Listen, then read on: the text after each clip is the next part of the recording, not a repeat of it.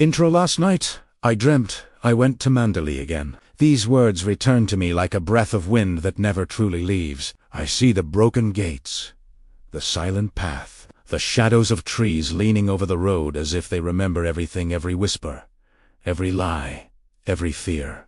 Manderley is gone, yet it lives inside me. Some places are not made of bricks and walls. They are made of memories, strong enough to haunt your sleep. And no matter how far I run, the past follows like a quiet shadow. Enjoyed the video? Subscribe to our channel, beat a like, share it with friends, and leave a comment. Don't forget to hit the bell icon for all updates. This is the story of a girl who entered a world far bigger than herself, a world of beauty and danger, charm and secrets, love and fear. I was young, unsure, and invisible to the world. I had no great name, no great talent, nothing that made me stand out. But fate carried me from simple days to a grand house called Manderley, where the sea roared against the cliffs and every wall whispered one name: Rebecca. When I first met Maxim de Winter, I did not know he carried a storm inside him. I did not know that Rebecca's shadow followed him everywhere. And I did not know that stepping into his life meant walking into darkness. I could not yet understand. But love makes us brave or blind. Sometimes both. This story is about how a quiet girl learned to face a loud past, how a house full of secrets changed her forever, and how the truth-heavy, painful, unforgettable finally set her free. Chapter 1. The Dream That Never Left. Last night I dreamt I went to Manderley again. These words rise inside me every morning, like a memory that refuses to die. In the dream, I return to the iron gates, covered in twisting ivy, old yet waiting. The long, winding road stretches through the silent trees, their shadows falling across my path like secrets. No birds sing, no wind moves. Everything watches me quietly, as if it remembers the truth better than I do. And then I see it Manderley, whole again, untouched by fire, standing with the same grand beauty it once had. The windows shine, the stones glow, and the house seems alive, breathing with the whisper of the past. I walk toward the great door, my hand rising to touch it, and just as my fingertips reach the wood, the dream shatters. I wake up in a small, quiet room, far from everything I once knew. But for a moment, before reality returns, my heart still believes I am at That feeling stays with me long after morning light fills the room. My life before Manderley feels distant now, almost like a life lived by another person. I was a shy, unsure girl with no name worth remembering, working as a companion to Mrs. Van Hopper, a woman who spoke loudly and lived proudly. I moved in her shadow, never believing I could belong anywhere greater. But destiny often chooses the smallest people for the biggest storms. It chose me in Monte Carlo. I still remember that bright day, the sea shining like blue glass, the sky open and calm. That was when I saw him, Maxim de Winter. He stood at the cliff's edge, looking at the waves with a sorrow so deep it reached beyond the moment. His posture was steady, but his eyes held a storm. When he turned and looked at me, I felt something shift inside me, something quiet and unfamiliar. Mrs. Van Hopper recognized him instantly, saying, "Maxim de Winter of Manderley," with a voice full of excitement. But to me, he was simply a man carrying a burden I could not yet understand. His presence was calm but heavy, kind but distant, warm yet closed. I did not know then that his story would shape mine. I did not know that stepping into his life meant stepping into a world of beauty, mystery, and danger. I only knew that my own life, small, simple, unnoticed, had begun to change the moment he spoke to me. Looking back now, I understand why Manderley still returns in my dreams. It was more than a house. It was a beginning, an ending, a truth that revealed who I really was. And though reality took it from me, the memory remains, alive inside my heart, refusing to fade. This is the story of how I entered that world. Oh, he lost it, and how it changed me forever. Chapter 2. A Girl with No Name. I often think about who I was before I met Maxim de Winter, a quiet girl, almost invisible, moving beside Mrs. Van Hopper, like a shadow that existed only to carry handbags, pass letters, and smile politely at people who never really noticed me. I had no confidence, no great beauty, no special charm. I simply blended into the background of expensive hotels and unfamiliar faces. Mrs. Van Hopper believed she understood the world, and perhaps in some way she did, but she never understood me. To her, I was useful only because I was young and cheap to employ. She talked, and I listened. She judged, and I stayed silent. That was the rhythm of our life, predictable, dull, and safe. But life never remains safe for long. When Maxim first approached our table at breakfast, everything inside me tightened, not from fear, but from an emotion I could not name. He greeted Mrs. Van Hopper politely, almost distantly, but when his eyes drifted toward me, something soft. He did not look at me as if I were furniture. He looked at me as if I were a real person. I was so unused to such attention that I fumbled my cup and nearly spilled the tea. Mrs. Van Hopper laughed loudly and explained to him that I was just a shy little thing, as if speaking about a child, not someone who had feelings of her own. But he didn't laugh with her. He simply watched me, steadily, with a gentleness I had not expected. The next morning began the same way, Mrs. Van Hopper writing letters, me waiting for instructions, but fate had other plans.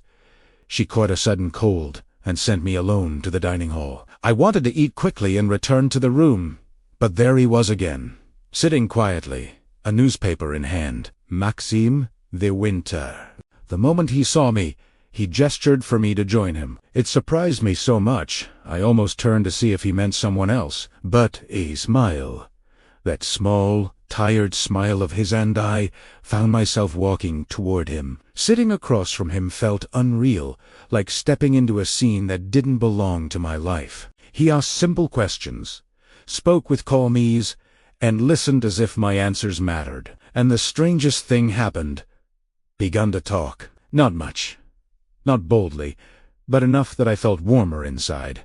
Enough that I forgot for a moment who I was supposed to be. From that day forward, we met often, sometimes by chance, sometimes by quiet intention. We walked along the cliff roads, through the gardens, beside the sea that never stopped moving. He always seemed thoughtful, distant yet kind, as if carrying a sorrow too heavy for words. I never asked questions. I feared they would close whatever fragile door had opened between us. But even without asking, I felt Rebecca's presence around him. Her name floated in conversations, in whispers from other guests, in the way people looked at him with a mix of sympathy and curiosity. I did not know her, but I felt her shadow every time someone spoke of her beauty, her charm, her unforgettable grace. I wondered if Maxim missed her, if he compared me to her, if he thought of her even as he walked beside me.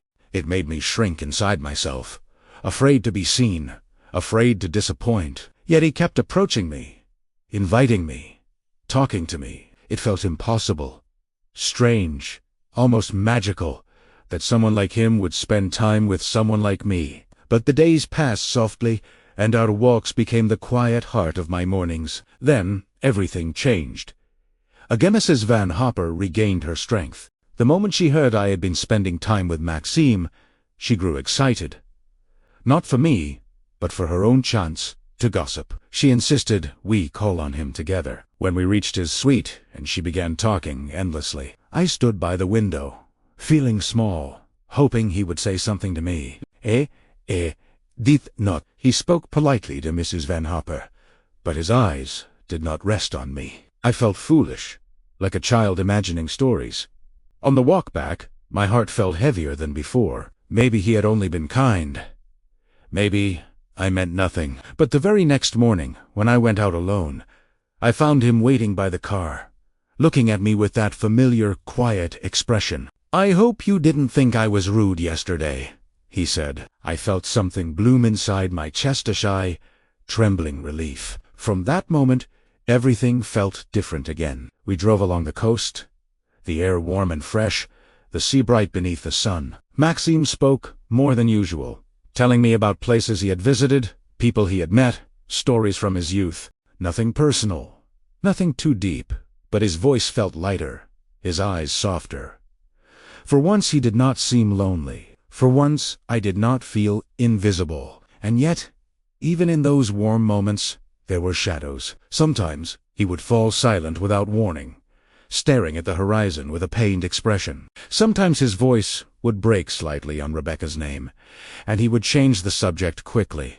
Those moments frightened me, though I didn't know why. Perhaps because I began to care too much. Perhaps because I sensed that whatever lived in his heart was not Gothic. I was falling into a world far bigger than mine.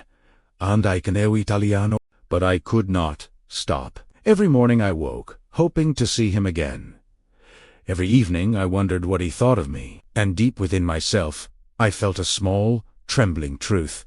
I was no longer the girl who had arrived in Monte Carlo unnoticed and unsure. I was changing. My life was changing. Slowly, quietly, dangerously. Unknown of us. Neither he nor I knew what storm waited ahead. Chapter 3. The proposal that changed everything. The morning began like any other, quiet and ordinary, giving no sign that my life was about to break open and reshape itself forever. I woke early, feeling the same nervous excitement I always felt when I hoped to see Maxim. I told myself not to expect anything, not to hope too much, but my heart never listened. It beat faster whenever I thought of him, and even faster when I imagined losing him. That fear grew stronger than ever when Mrs. Van Hopper announced at breakfast that she had suddenly decided to leave Monte Carlo. Her excitement sparkled as she told me the news, but inside me everything went still. "We're leaving tomorrow," she said proudly, as if this decision were a victory. I felt the ground tilt beneath my feet. Tomorrow, I tried to hide my surprise, my worry, my quiet heartbreak. She watched me with satisfaction, unaware or perhaps uninterested in what her words meant to me. I nodded and pretended to accept it with calm obedience, but inside me, something collapsed. I knew I couldn't see Maxim easily now. I knew I couldn't explain anything to him. And worst of all, I feared that maybe it didn't matter to him at all. Still, when she asked me to deliver a letter for her, I went out hoping that fate would let me see him one more time. And fate, for once, was kind. His car appeared from around the bend, slowing the moment he saw me. He rolled down the window, his expression folding into concern. I couldn't hide my sadness. Not with him. "You look upset." "Isaid?" Softly. I didn't intend to say it so quickly, but the words slipped out. "We're leaving tomorrow." His face changed not dramatically, but enough for me to see something sharp flash behind his eyes. Worry. Shock. Loss. I couldn't tell, but it wasn't nothing. He asked me to get in the car, and I obeyed without hesitation. We drove along the same roads as before, but the air felt heavier, the silence more painful. He asked me why Mrs. Van Hopper had decided to leave, and I explained as best I could, though my voice shook. "So that's it," I whispered. "I won't see you again after today."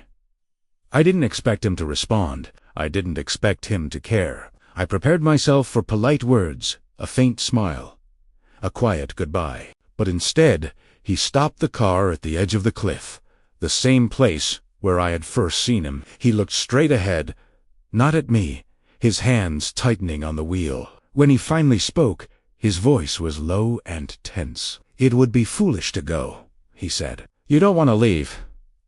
I shook my head, unable to speak. "And I don't want you to go," he added quietly. My heart stopped.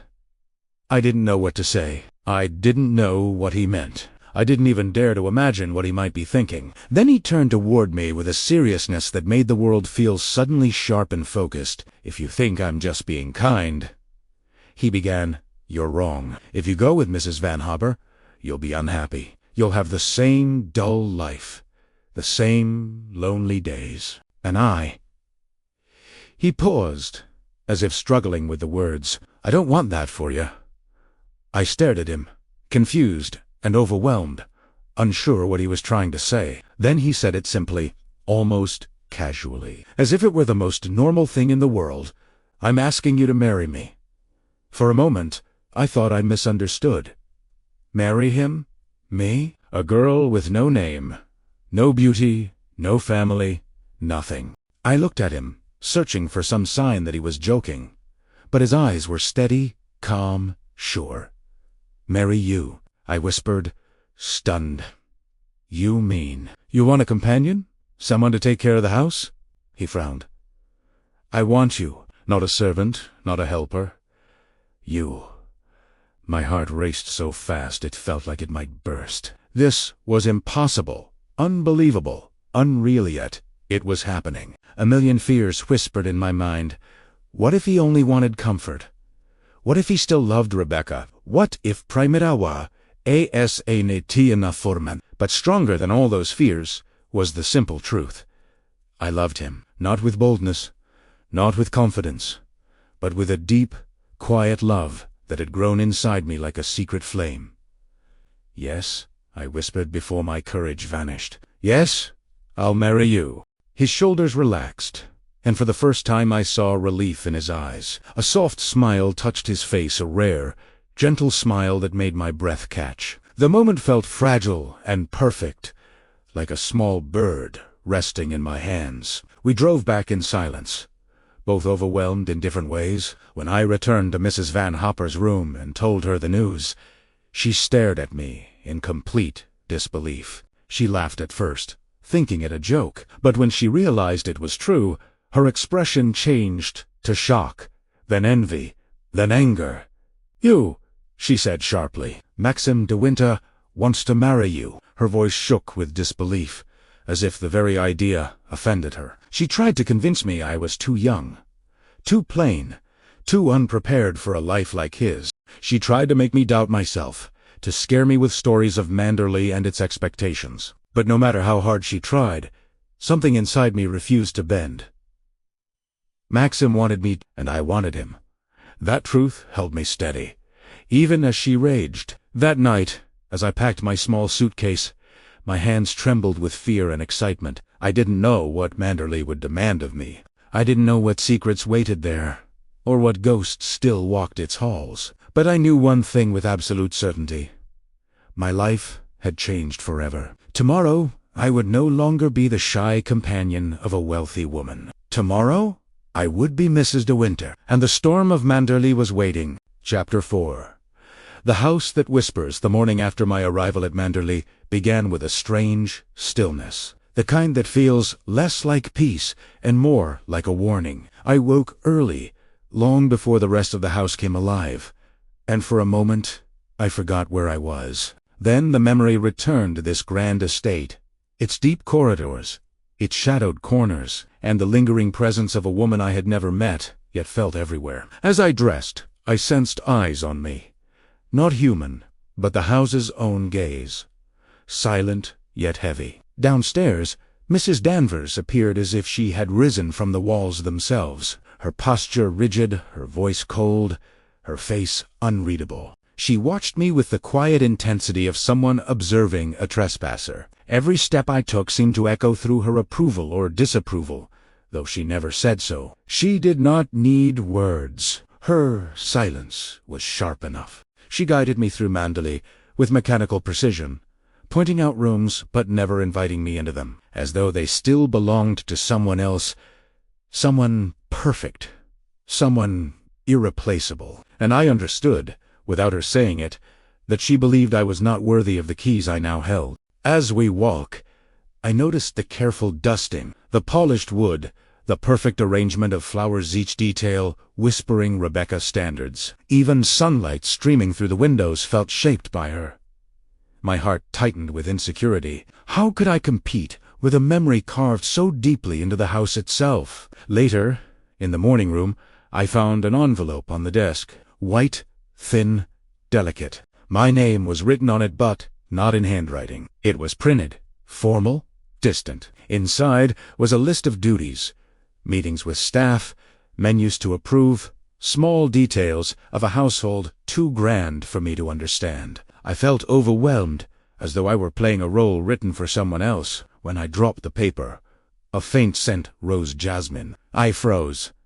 It was the same perfume Mrs. Danvers had mentioned earlier.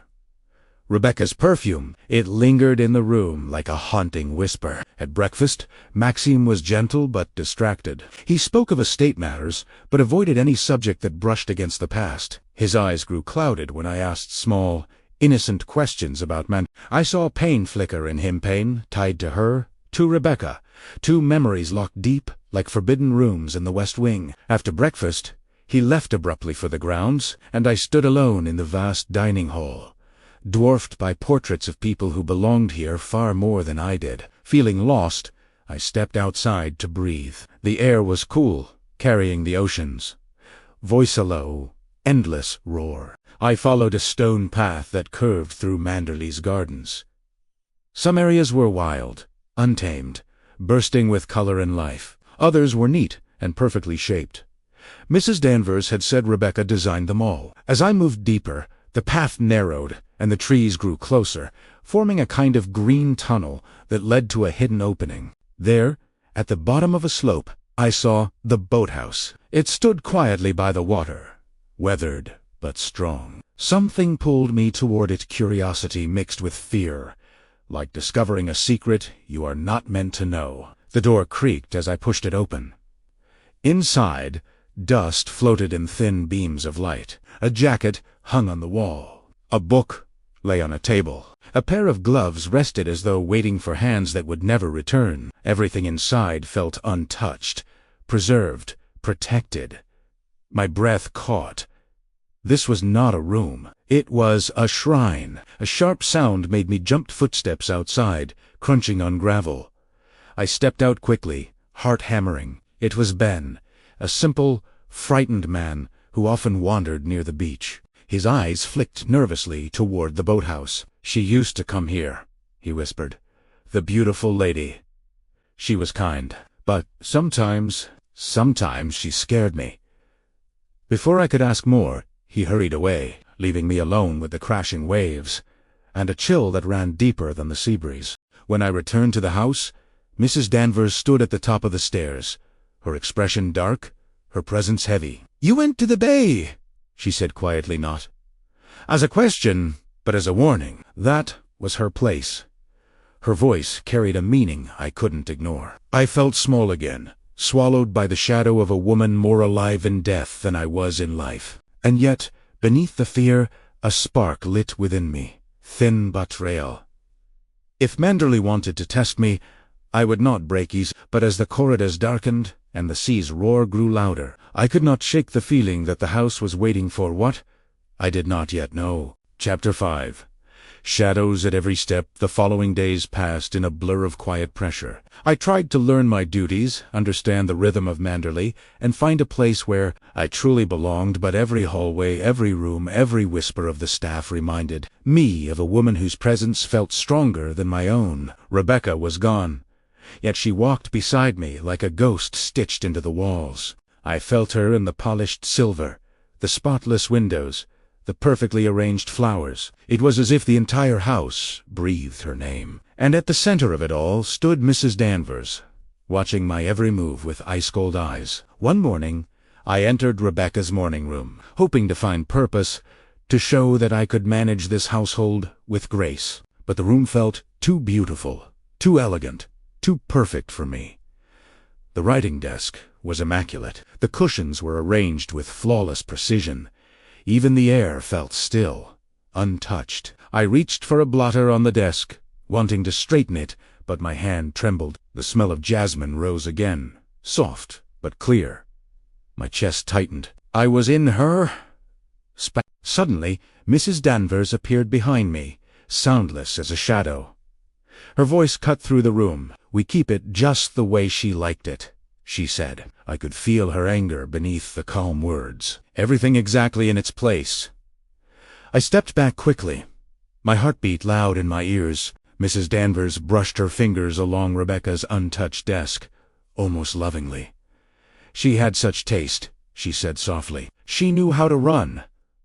She knew how to command respect." The message was clear. "You never will." I left the room as quickly as I could, but the weight of her words followed me like a second shadow. When I found Maxim later in the library, I hoped for comfort, for reassurance that I was not failing. But he was distant again, absorbed in papers and estate matters. His smile was brief, fading the moment I asked if I was managing things properly. "You worry too much," he said, though he did not look up. Something inside me cracked. Thin ass glass. That afternoon, I walked alone in the rose garden.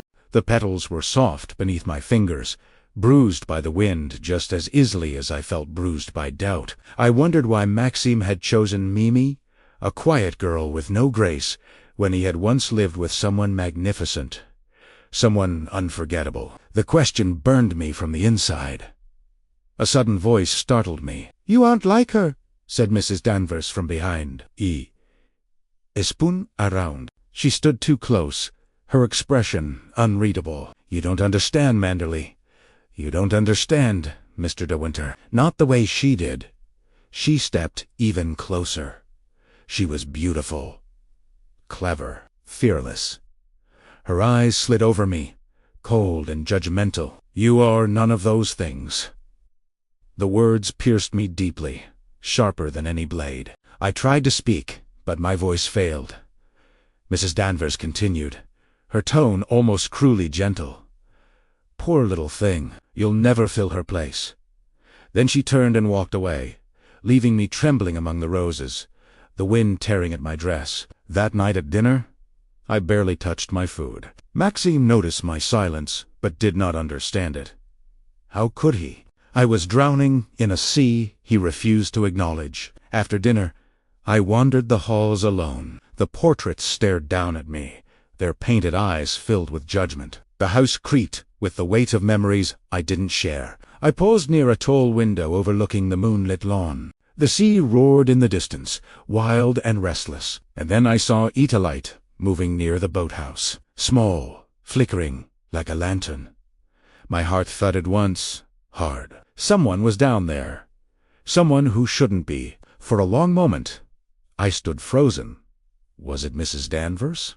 Ben? Or something else? Something tied to Rebecca's untold secrets? I stepped closer to the window, breath shaking. The light flickered again, then vanished into darkness. A chill slid over my skin, and the house seemed to exhale around me. Manderley held too many secrets, and I was beginning to understand a painful truth.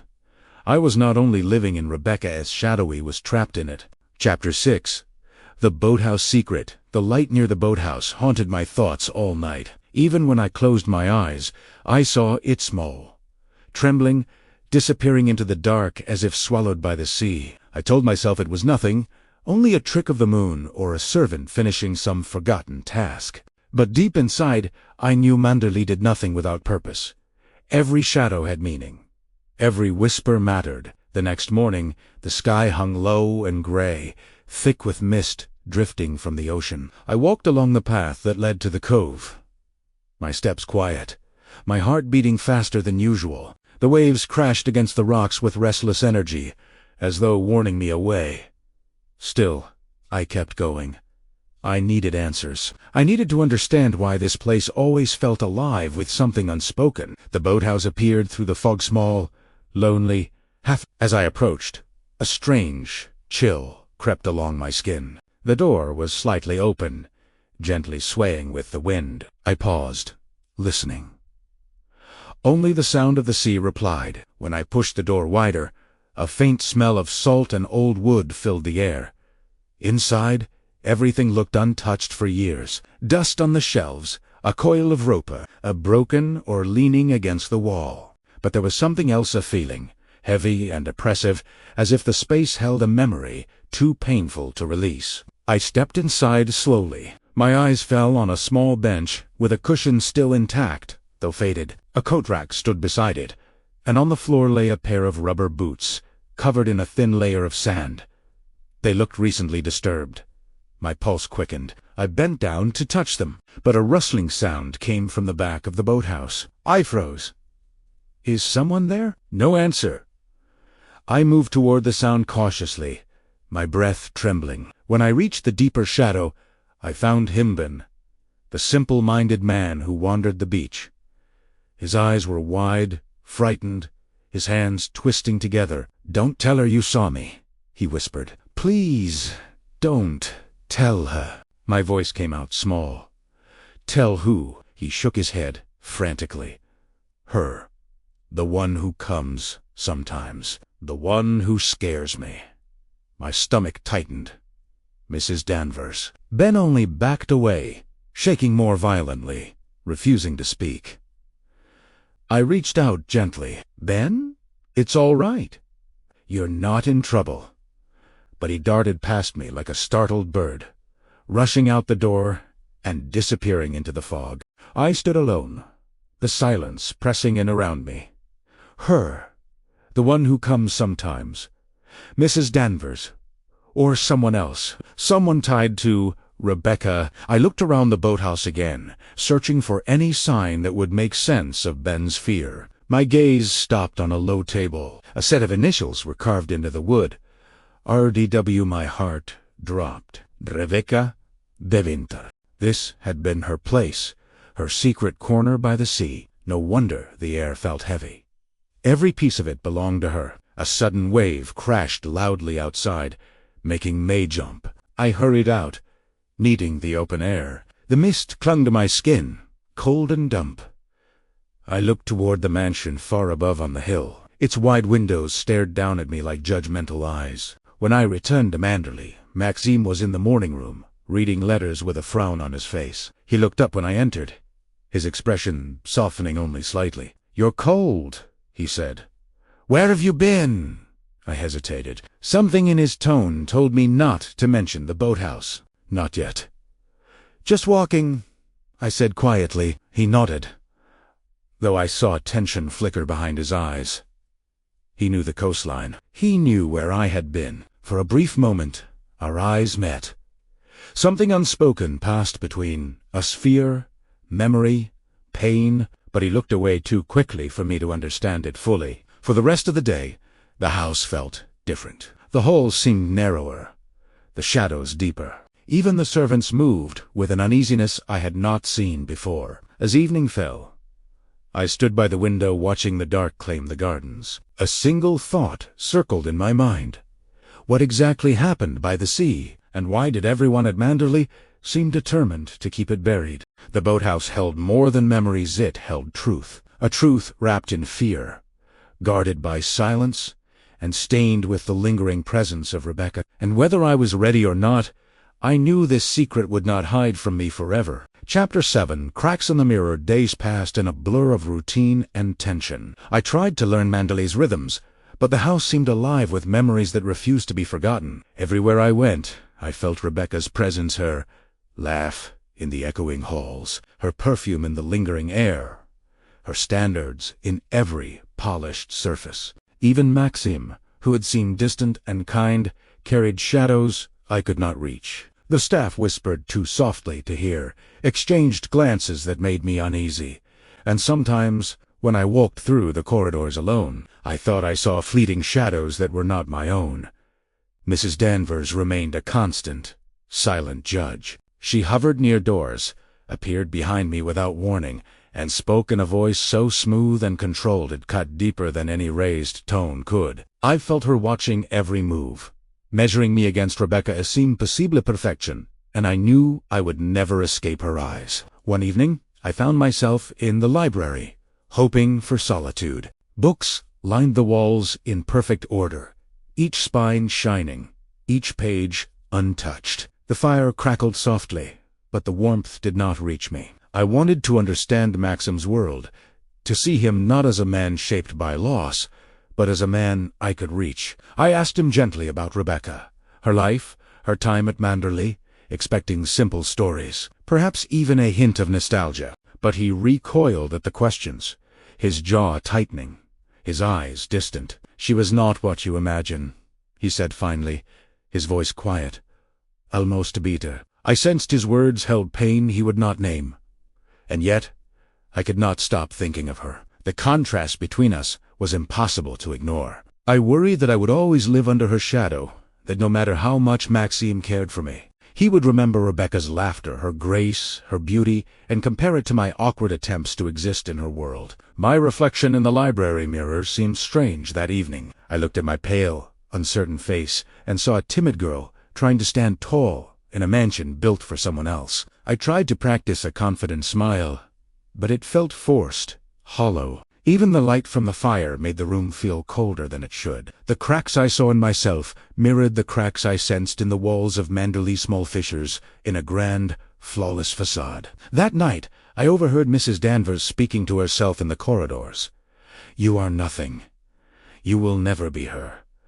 Never." Her voice was low, a whisper that slithered along the walls. I froze, knowing she meant me. The words struck me with a strange mixture of fear and determination. I could not let it define me.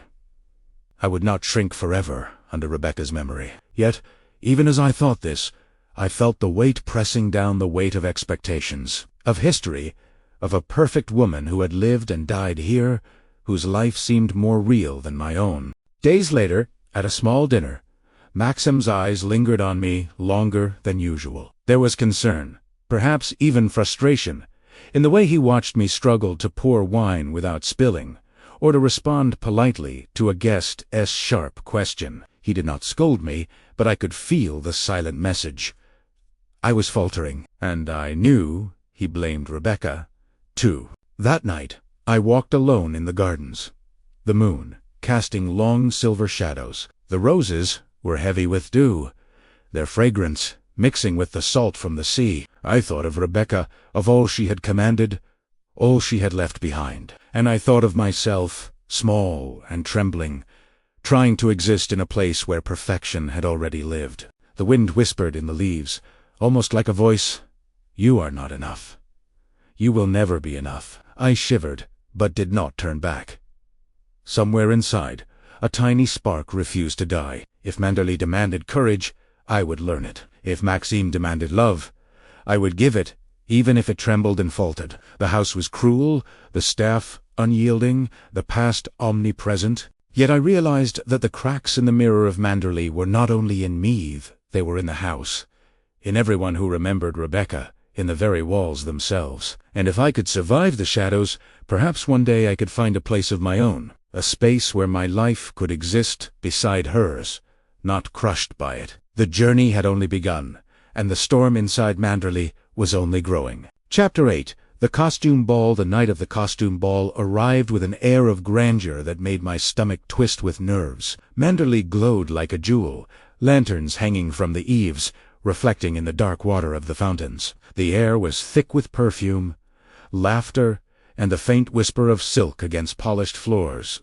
I had chosen my gown with trembling hands, fearing that it would never live up to the elegance expected here. When Mrs. Danvers helped me into the dress, her eyes were sharp, scanning me from head to toe. She said nothing, but I could feel her judgment slicing through me, a silent reminder that I could never match Rebecca's effortless beauty. The moment I stepped down the stairs, the full effect of the ballroom struck me. Chandeliers sparkled above, casting light on faces I did not know, while the music swelled in waves, pulling every guest into its rhythm. Maxim appeared beside me, tall and commanding. Yet there was tension in his eyes I could not read. For a moment I felt small, inadequate, lost in a sea of perfection that reminded me too much of Rebecca. As we walked into the crowd, whispers began to circle, not cruel, but soft, polite, as if everyone knew something I did not. "Is that Mrs. de Winter? She's so young. I wonder if she can manage." Each comment made my heart pound. I wanted to disappear, to sink into the shadows, yet I clutched Maxim's arm and followed him forward. The evening progressed, but the whispers never stopped. People praised Rebecca in subtle ways, comparing me to her without saying it outright. My attempts to answer politely, to smile confidently, felt clumsy, forced. I could see Mrs. Danvers watching from across the room, her eyes fixed on me, her lips curved into something between contempt and amusement. At one point, she leaned toward a guest and whispered, so softly that I could almost hear, "She will never be like her." I wanted to run. My cheeks burned, my stomach churned. Maxim noticed my unease and leaned close. "Ignore them," he murmured, but the words were soft, almost lost in the hum of conversation. I tried to follow his advice, but it was impossible. The memory of Rebecca's presence was everywhere, woven into the air of the ballroom, into the very walls. Then came the moment of the dance. Maxim offered his hand, and he took it, trying to keep my trembling fingers steady. As we moved across the floor, I felt the weight of eyes following every step, measuring every movement, comparing every smile. I stumbled once, almost losing my balance. A small gasp rose from somewhere nearby. Mrs. Danvers' gaze cut through me, sharp as a knife. I knew she wanted me to fail, wanted me to crumble before the memory of Rebecca, and for a moment I felt I could not go on. But Maxim's grip was firm, his voice whispering encouragement, and slowly, hesitantly, I found my rhythm. I swayed to the music, forcing a smile, convincing myself that I belonged here, even if the house and everyone in it seemed determined to prove I did not. By the end of the night, I was exhausted, my pride bruised, my confidence shaken, but something else had taken root inside me. Defiance. I realized that I could not live as a shadow of someone else. I could not let whispers, memories, or Mrs. Danvers' relentless presence destroy me. Even if I faltered, even if I stumbled, I would endure. Outside, the night was cool, and the moon reflected on the polished gravel of the drive. Maxim stood beside me, quiet, letting me gather myself. "You did well," he said softly. His words were gentle, almost fragile, but they carried a weight that steadied me. I nodded, feeling both relief and determination. The night had tested me, humiliated me in ways subtle but sharp. But I survived. I survived Manderley's expectations, the memory of Rebecca, and the quiet cruelty of those who refused to accept me. That night, I understood something essential. Living in the shadow of greatness would never be easy, but I would not vanish. I would continue, trembling or proud, weak or strong. I would endure. And slowly, perhaps, Manderley would begin to see me as someone who could belong here, not as a replacement, but as myself. Chapter 9. Fire and breakdown. The days after the ball were heavy, filled with a tension I could not name. Manderley seemed to press closer around me, its walls whispering secrets I could not fully understand. I tried to move through the house as gracefully as possible, but every step reminded me that I was still the new Mrs. de Winter, still learning, still living under Rebecca's ever-present shadow. One afternoon, as I walked through the west wing, I noticed a thin curl of smoke rising near the kitchens. At first, I thought it was a simple fire in the stove, a minor accident, but when I hurried closer, the smell of burning wood reached my nose, sharp and alarming. The kitchen doors were closed, and inside, a small fire had taken hold in the corner near the old wooden pantry. The staff rushed to douse the flames, but the panic in their eyes was real. "Primera inito," Helpart hammering, hands trembling as I grabbed a nearby extinguisher. Maxim appeared suddenly, tall and commanding, barking instructions, his voice strong yet tinged with fear. The fire was brought under control quickly, but the damage was enough to leave a blackened mark on the floorboards. Smoke lingered in the hallways, curling along the walls like a living thing, and for the first time I felt Manderley's power as more than a house. It was life, full of anger, full of danger. That night I could not sleep. The fire, small though it had been, had shaken me to the core. I walked through the silent corridors, the echo of my footsteps too loud in the emptiness. Maxim was in his study, pacing, his hands running through his hair. His face was tense, drawn, haunted. "It was nothing," he said when he saw me, though the tightness in his jaw betrayed him. No one was hurt. But I could see that he did not believe it. His thoughts were elsewhere, pulled by something deeper than the fire. I wanted to reach him, to comfort him, to tell him I could help, that I could be useful. But the walls between us felt heavier than ever.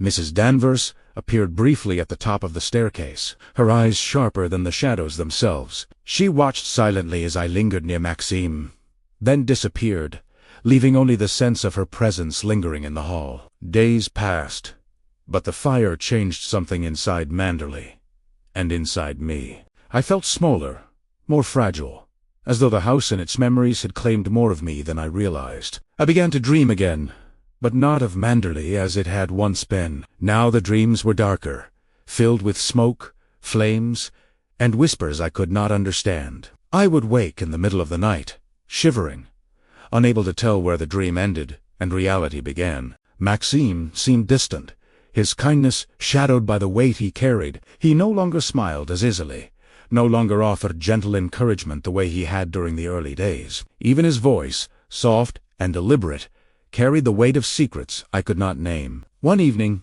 I found him staring out of the study window, the sea dark and restless beyond. "Do you think the past ever truly leaves?" I asked quietly, unsure if I wanted an answer.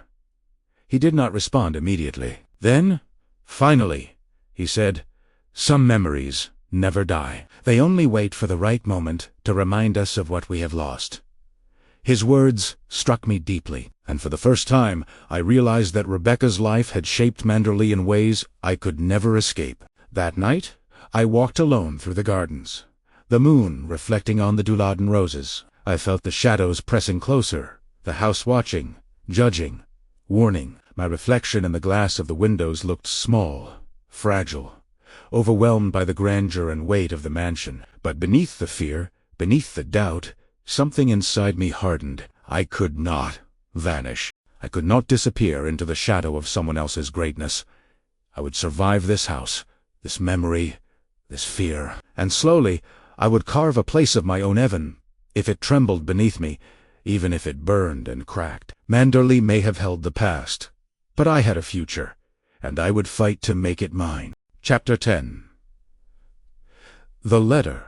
It was a rainy afternoon when the letter arrived. The sky hung heavy with gray clouds, and the wind shook the trees as if warning me of what was to come. I found it on the hall table, a simple envelope, cream-colored, and addressed in a familiar, careful hand. My heart began to pound before I even opened it. Something inside me told me that this was not an ordinary message. I recognized the handwriting immediate light belonged to someone from Manderley's past, someone whose words carried weight, secrets, and a quiet danger. I carried the envelope to my room, hands trembling, fingers brushing against the edges, as though afraid the paper might bite. I hesitated before opening it, knowing that once I read the words, there would be no going back. Finally, I tore the seal. The letter was brief, formal, yet filled with an undercurrent of menace. It spoke of Manderley, of its past, of things that had been hidden and forgotten, and of someone watching too closely. I read it twice, then a third time, my mind spinning with questions and fears I could not name. Why had no one told me about this? Why had Maxim kept such things hidden? I could feel the weight of the past pressing down on me, on Manderley, on every step I had taken since my arrival. The letter hinted at truths long buried, of secrets that had shaped the present without warning, and of consequences that could ripple through the household at any moment. My chest tightened as I realized that the fire, the strange lights at the boathouse, the tension among the staffel of it might be connected. The past was not gone. It lingered in walls, in corridors, in the hearts of those who had lived it. My thoughts were interrupted by a soft knock at the door. I hastily tucked the letter into my pocket and opened it. Maxim stood there, his expression unreadable, eyes dark with worry. "Is everything all right?" he asked, though his voice carried the weight of doubt. I hesitated, unsure if I should tell him immediately. The letter's words had been cryptic, full of implications that I could not explain, but I knew he would see the fear in my eyes. Finally, I handed it to him. His eyes scanned the lines quickly, then slowed as the words sank in. For a moment, he said nothing, and I watched the tension tighten his jaw, the faint trembling of his hands. The past had found us. We must act carefully. Essayed that last voice, low and steady, though the lines around his eyes revealed deep worry. Some things are better left undiscovered, some truths too dangerous. I nodded, understanding the seriousness. The calm, quiet life I had imagined at Manderley was slipping away, replaced by tension, secrets, and shadows I could not yet name. And yet, even in the face of fear, I felt something solid inside me, a resolve I had not known I possessed. I would not vanish. I would not falter. I would face the past, its letters, its warnings, its dangers, and I would endure, because Manderley was my home now, and the storm, however dark, was mine to weather alongside Maxim. That night, as the rain lashed against the windows and the wind carried distant cries of the sea, I understood that nothing in this house would ever be simple again. But I also understood that I had grown, that my place small, uncertain, trembling was real, and that realization, fragile though it was, gave me courage. The letter had arrived. The shadows had deepened, but I was ready to face them. Chapter 11. Revelations. The days after the letter arrived were filled with tension that seemed to seep into every corner of man. The house itself felt different, alive in a way that made my heart race and my skin prickle. Every corridor echoed with unspoken truths. Every portrait seemed to watch me more closely, and every whisper of the staff hinted at secrets I was only beginning to understand. Maxim was quieter than usual, more distant, yet somehow closer in his intensity. He moved through the rooms with a precision I had never seen before, eyes scanning, hands steady, mind always calculating. I tried to speak with him, to share small thoughts, small observations, but each time I attempted it, he seemed already lost in some memory, some puzzle connected to Rebecca's past. One afternoon, as I wandered near the cliff pads, hoping for air and clarity, he approached me. His expression was grave, shadowed by something I could not name. He held a small envelope in his hand, different from the first. My pulse quickened as he handed it to me. "Read it," he said softly. I did, my fingers trembling. This time, the message was clearer, almost painfully so. It spoke of Rebecca's hidden life of choices she had made that no one had dared to mention before. It revealed truths that explained whispers, hints, and suspicions, truths that cast long shadows over Manderley and everyone in it. My stomach twisted as I realized the depth of the past's reach. This was not just memory. This was action, consequences, a history still shaping the present. Maxim's eyes watched me carefully. I could see the strain in his face, the fear that these revelations might change everything we had built together. "I should have told you sooner," he admitted, "but some things are better kept until the right moment. You had to be ready."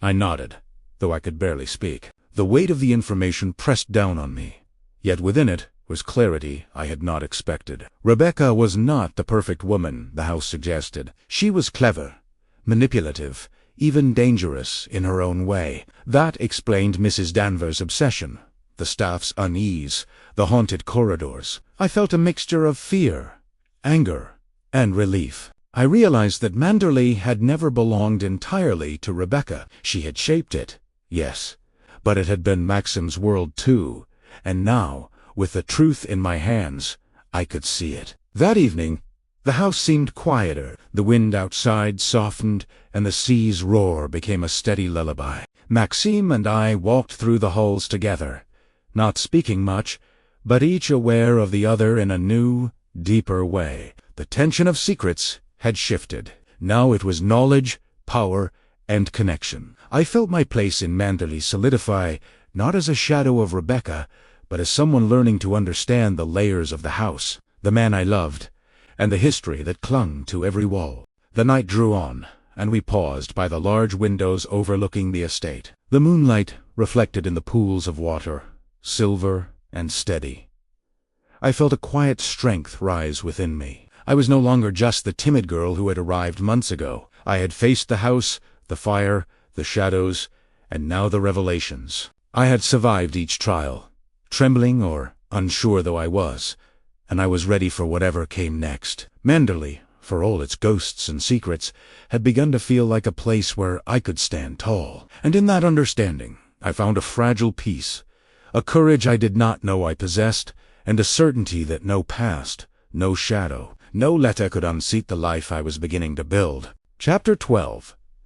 The truth unveiled. The morning air at Manderley was crisp, filled with a strange clarity I had never felt before. After weeks of tension, secrets, and shadows, something had shifted. I woke early, heart steady, despite the anticipation that churned within me. Maxim was already awake, his silhouette outlined against the soft glow of the sunrise through the tall windows. We had spoken little that morning, yet there was a quiet understanding between us. Unspoken but firm. The house seemed different, too, less oppressive, as if it, too, had waited for this moment to release its grip. Mrs. Danvers moved through the halls, silent as always, but her presence felt less threatening, more like a reminder of the past she could not release. The staff went about their duties with careful precision, aware, perhaps, that the balance of Manderley had begun to shift. Maxim called me to the study, his expression calm but serious. On the desk lay papers, letters, and documents, all arranged with the meticulous order that Manderley demanded. He handed me a letter, the final one in a series of revelations. Its contents were clear, undeniable, and in it, the full story of Rebecca's life and death was revealed. Her brilliance, her charm, her cruelty, and her tragic end were all laid bare. The truth was more complex than the whispers of the house had suggested. My hands trembled as I read, not from fear, but from the weight of understanding. At last, I saw her not as a perfect, untouchable figure, but as a woman who had shaped Manderley and the people within it, yet whose memory could no longer control us. Maxim watched me, his eyes searching mine for a reaction. I placed the letter down, exhaling deeply. I understand now. Premeditated softly. Everything, the fire, the boathouse, Mrs. Danvers' obsession, it all makes sense. He nodded, relief and exhaustion mingling in his features. It is finally over, he said. The past cannot touch us anymore. Together, we walked through Manderley, room by room, acknowledging the shadows but refusing to let them dominate us. I touched the walls, the polished wood, the portraits that had once intimidated me, and I realized that the house was ours to shape now. No longer would we be prisoners of memory or fear. Mrs. Danvers approached, and for a fleeting moment, I saw her vulnerability. Her devotion to Rebecca had been fierce, but even she could not deny the shift. She said nothing, simply gave a nod, an acknowledgment that the past had been reconciled with the present. As we stood on the terrace overlooking the gardens, the sun broke through the clouds, casting warm light over the estate. The sea sparkled in the distance, steady and eternal. I felt the weight of months of fear, doubt, and uncertainty lift. Maxim took my hand, and for the first time, I felt fully seen, not as a shadow of Rebecca, not as a timid companion, but as the woman who had endured, who had faced every challenge, and who now belonged here. Manderley, with all its history, all its ghosts, and all its grandeur, felt alive with possibility. The past had been unveiled, the truths spoken, the secrets faced, and in that revelation I found freedom, courage, and love that was no longer overshadowed by fear. I looked at Maxim, his eyes steady, filled with trust and quiet pride. "This is our home," I said, "our life." He nodded, and together we turned to the horizon, ready to embrace the future, knowing that nothing, neither memory nor shadow, could take it from us. The storm of Manderley had passed, leaving behind clarity, strength, and a life that was finally ours to live. Chapter 1-3. A new dawn the morning after the storm of truths and revelations. Manderley felt lighter, almost as if the house itself had breathed a sigh of relief. Sunlight streamed through the tall windows, falling on polished floors and the quiet corridors that had once felt oppressive. I walked slowly, deliberately, touching familiar surfaces, feeling their texture, their weight, but now without fear. Maxim was beside me, calm, his presence steady, grounding me. We moved together through the halls, acknowledging the history, but no longer trembling under it. Outside, the gardens bloomed in early spring brilliance, each flower a reminder that life moved forward, even after darkness. Birds sang softly in the trees, and the wind carried the scent of salt and roses, mingling into something real, alive, and ours. Mrs. Danvers appeared briefly, her usual coldness softened by a quiet respect. She gave me a small nod, an acknowledgment that she could not ignore the place I had earned in this house. The staff moved about with ease, now smiles more natural, their steps no longer hesitant or filled with unspoken fear. Even the sea seemed calmer, its constant roar steady and comforting, a reminder that life continues, no matter what storms rage inside. I found a quiet corner of the terrace and looked out over the water. The sun reflected in ripples of silver, endless, eternal. For the first time, I allowed myself to breathe fully, deeply, without trembling. Maxim came and stood beside me, taking my hand in his. His touch was firm, kind, and full of unspoken understanding. "It's ours now," he said quietly.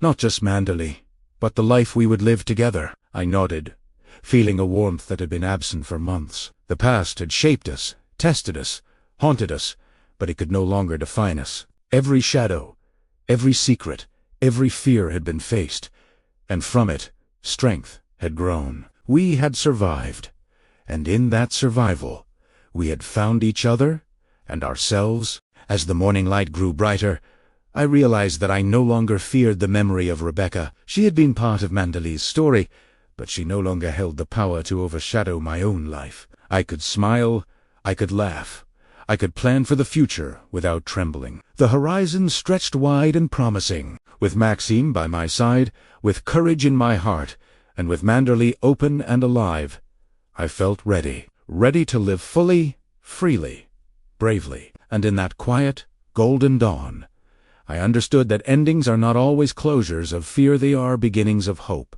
A new life awaited, and I would meet it not as a shadow, but as the woman I had become. Chapter 14. Forever Manderley. The days that followed were calm but alive with purpose. Manderley no longer felt like a place haunted by shadows. It was ours, built from understanding, courage, and the quiet victories that came from facing fear. I walked through the halls with confidence, my steps steady, my heart lighter than it had ever been. Each room, once heavy with memory, now welcomed me not as a timid girl in the shadow of Rebecca, but as the woman who had endured, learned, and claimed her place. Maxim moved beside me as partner, as confidant, no longer distant, no longer weighed down by unspoken grief. Together, we shaped Manderley not to erase the past, but to honor it while forging a new story. Mrs. Danvers, ever watchful, seemed softened by time and truth. Her devotion to Rebecca remained, but it no longer threatened to dominate our lives. She accepted my presence quietly, even if her words were few, and I began to understand that forgiveness and respect were stronger than fear or resentment. Outside, the gardens thrived, wildflowers and roses blooming in a riot of color, each petal reflecting sunlight like hope itself. The sea, constant and eternal, sang against the cliffs, carrying whispers of the past while promising the endless rhythm of the future. One morning, I stood on the terrace, looking across Manderley with a sense of wonder I had never known. The house, the estate, the cliffs, the gardens, they were ours, alive with possibility. Maxime joined me, tucking my end, and together we watched the horizon. "We've survived everything," he said quietly, his voice firm yet gentle, "and now we can live fully, without fear." I smiled, feeling a warmth that had once seemed impossible. "Yes," I whispered, "this is our life, our home, our future." In that moment, I realized that Manderley was more than a house. It was a testament to endurance, courage, and love that could weather even the darkest storms. The ghosts of the past still lingered, but they no longer controlled me. I had grown, I had learned, and I had claimed my own story. As the sun climbed higher, spilling gold across the estate, I felt a serenity that was both fragile and enduring. The past had tested me. The shadows had whispered doubts. The letters had revealed secrets, but every challenge had strengthened me. Every fear had prepared me for this moment. Primera, agua is ready. Read it aloud, ready to embrace every joy, every sorrow, every ordinary day that Manderley promised. And in that quiet, radiant light, I understood the ultimate truth. No shadow, no memory, no fear could ever take away the life I had claimed, the courage I had earned, or the love that had endured. Manderley was ours, forever, not just a house, but a home, alive with stories, hope, and the promise of endless tomorrows. And I knew, with every beat of my heart, that I would meet each one of those tomorrows, bravely, fully, and without regret.